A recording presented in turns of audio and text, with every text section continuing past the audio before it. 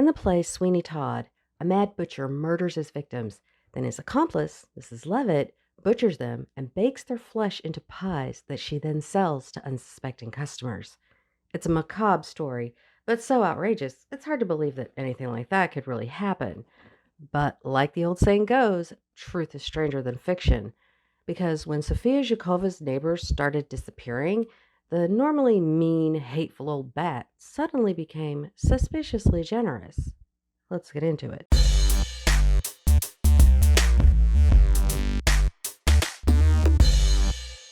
Hi, folks. Welcome to my channel. If you're new here, I'm Delaney, and I'm a true crime writer and major murder nerd. On this channel, I like to take deep dives into the worst cases, and I tend to cuss a lot. So, if that sounds like your idea of a good time, go ahead and subscribe. If not, that's cool. You do you. So, let's get into the case of Sofya Zhukova. For this one, we're going all the way to Russia. Sofya was born in 1939 in a little rural village in the western part of the country, which was then the USSR. She didn't get much in the way of an education, so she was functionally illiterate. But she was stout and strong, so for most of her life, she earned her living as a manual laborer. Later, she relocated all the way to the other side of the country and moved to a small second-floor apartment in Berezovka in far eastern Russia. And I apologize if I am butchering that name. There, she got a job butchering pigs at a local sausage factory. At some point, she married a plumber named Ivan, who everyone described as a calm man. The couple had 3 sons, though one did die. Her 2 surviving sons grew up, moved out, and apparently cut off all contact with her. I would pay to hear from them as to why. Anyway, after working at the sausage factory for many years, she, quote, retired to work as a security guard at a local home improvement store. Then, in the summer of 2005, Ivan died, leaving Sofya alone. Her neighbors said that she changed after that. She'd never been exactly friendly, but after Ivan died, she got meaner and more violent. Neighbors said she was rude, hostile, and, quote, cursed like she had a prison term behind her. Love that phrase, by the way. One neighbor, an 8-year-old girl named Anastasia Alexenko, who lived in the same building, called her an evil grandmother. One of Anastasia's friends said, sometimes she spoke to us normally and sometimes very rudely. Once, when we were talking loudly at the entrance, she came out and began to threaten us. She promised to cut off both our heads and arms. But since Sofya fought with her neighbors on the regular and threatened to, quote, rip off their heads, no one took her threats seriously. Even though she would frequently carry around an axe with her, and she was known to kill neighborhood cats. Then, on December 14th, just months after Ivan's death, Anastasia disappeared. Her friend told police that the last time she'd seen Anastasia was after the 2 of them had walked home from school. Her friend said they chatted at the entrance to the building for a while, then Anastasia had walked inside. She said Sofya followed her inside, and that was the last time anyone saw her alive.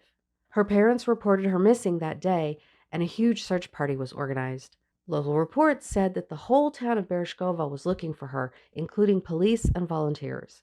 The police questioned Sofya, but there wasn't any evidence of wrongdoing, so they had no reason to look into her any further.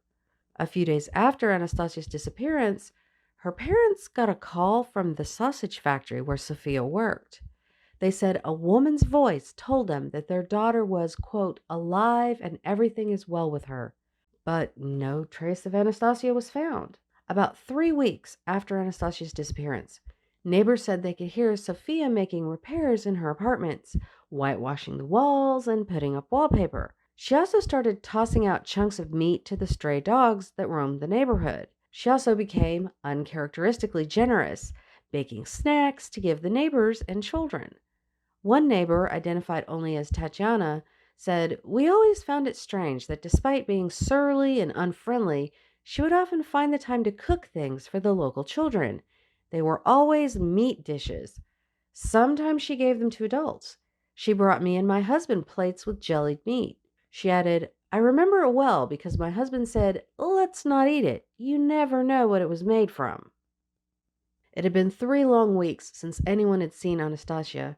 Her parents held on to the hope that that mysterious caller was telling the truth and that Anastasia was alive and well somewhere. But then a local man found a frozen bag of meat in the trash heap. He snagged it and brought it home, thinking he could cook it for his dogs. But when he opened up the bag to start defrosting it, he was shocked to see a girl's face staring up at him. It was the decapitated head of Anastasia Alexenko. Her head showed evidence of multiple blunt force injuries. Investigators would later determine that she'd been killed with an axe before being dismembered. The rest of her remains were never found.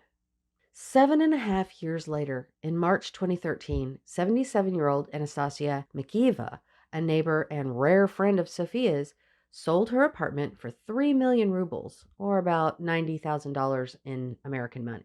Apparently, she'd made the whole transaction in cash, then just deposited the money in her bank account and didn't tell anyone, probably not wanting to be the target of thieves or scammers.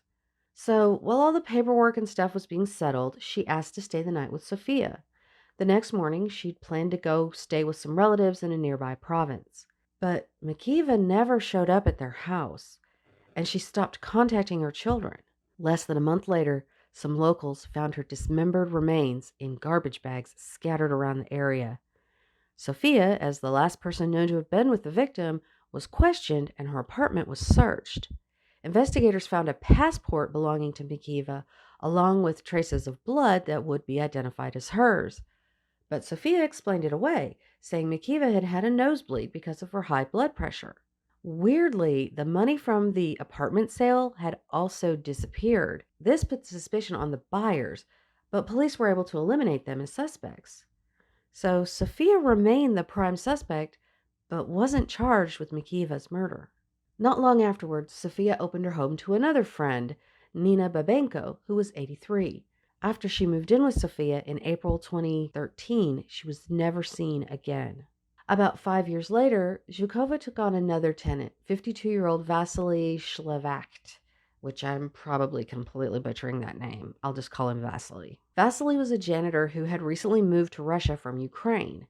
One day in January 2019, he cashed his paycheck, went home, and was never seen from again. Since Vasily was known to be a heavy drinker, his absence didn't raise any red flags with his employer right away. But after a few days of not being able to get a hold of him, his employer did report him missing. Sofya, as his landlord and roommate, was of course questioned, but she was not cooperative. But Vasily's gruesome fate would soon be discovered when some neighborhood kids noticed that one of the stray dogs was chewing on a human hand. Soon, another child found his severed arm in a trash bag, and more of his remains were found in dumpsters nearby. The next block over from Sofya's apartment, under some heating pipes, they found the lower part of his torso, designed to look like garbage. Police immediately went back and searched Sofya's apartment. They found knives and saws with blood on them, blood which would later be matched to Anastasia Alexenko. But it got worse. Inside her refrigerator, wrapped up on plates like leftovers, were intestines and other organs belonging to Vasily. She was immediately taken into custody. Under interrogation, she finally did admit to killing Vasily, but claimed that he had raped her. Confronted with the blood evidence on the knives and saws, though, she finally admitted to killing Anastasia Alexenko. She said the girl was always playing too loudly, and the final straw came when she told the girl to quiet down, and Anastasia threw an ice cream at her. That's when she said she, quote, broke down and grabbed the girl by the scruff of the neck and dragged her into the apartment, where she held her captive for weeks until finally killing her and dismembering her body with an axe. She also confessed to the murder of Anastasia Mikieva. She said she killed her because Anastasia had, quote, behaved arrogantly towards Sofya. She even helpfully demonstrated how she killed her victims with a toy axe. Сколько раз нанесли ударов? Раз, по-моему, 3. От ваших ударов что произошло с ним? С ним он упал и еще крякал что-то. Sofya was officially arrested in February 2019 and charged with 3 murders and the desecration of dead bodies. Investigators also suspected her of 4 more murders, including that of Nina Babenko, though they didn't have enough evidence to charge her for them. But while she was in custody awaiting trial, she retracted her confession. Her trial began in October 2019, and it sounds like it was a shit show. Reports are that she laughed out loud when the charges were read for the court. During trial, she yelled and cussed at witnesses, interrupting them and calling them names. Я себя считаю невиновной, дети. Вы мои сладенькие птенчики. Невиновной. Я себя считаю невиновной. Я ничего не делала. And because the case was so gruesome, it was covered by not just the Russian press, but press from all around the world. They gave her the nicknames the Granny Ripper and the Russian Sweeney Todd. The hearing continued into 2020, but got delayed for several reasons, not the least of which was that thing that happened in 2020. In December of that year, while still behind bars, she contracted that thing. She died on December 29th, 2020, at the age of 81. Even though she died before her trial finished, the Russian courts found her guilty of the 3 murders posthumously. The status of the other 4 that she was suspected in, I couldn't really find out. Since Sofya Zhukova's last murder was committed when she was 80, that makes her the oldest serial killer in Russian or Soviet history, and possibly in the world. So I hope you enjoyed this terrible story. If you'd like more like this, go ahead and give it a like and subscribe to this channel. You can also support me on Patreon. The link is right down here. Or you can click that membership button right here on YouTube and help me make more terrible, nerdy content. Till next time, Darklings.